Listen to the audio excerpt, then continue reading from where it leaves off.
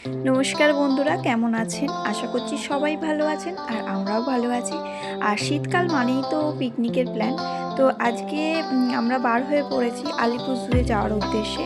তো আমার বাচ্চাদের খুব আনন্দ হচ্ছে, কারণ ওরা এর আগে আলিপুরদুয়ারে যায়নি। বিশেষ করে আমার ছোটো বাবু, বড় বাবু গিয়েছিল ছোটোবেলায়।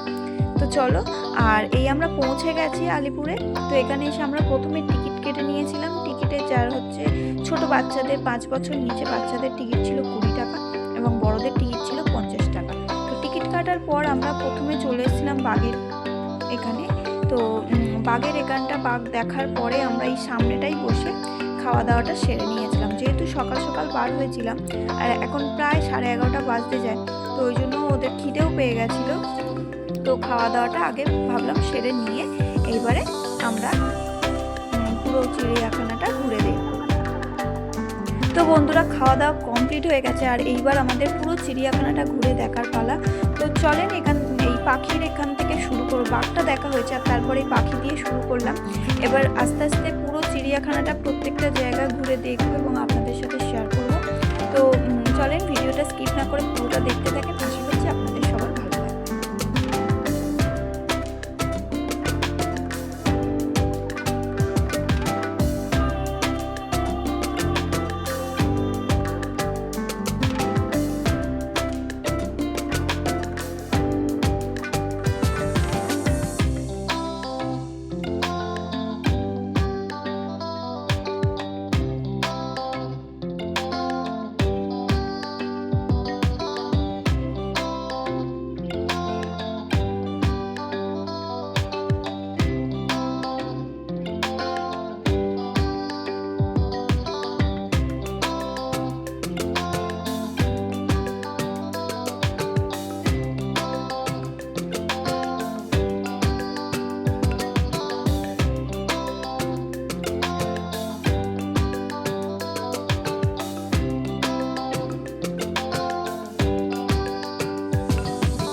তো অনেকটা হাঁটার পর সবাই ক্লান্ত হয়ে বসে পড়েছে আইসক্রিম খেতে।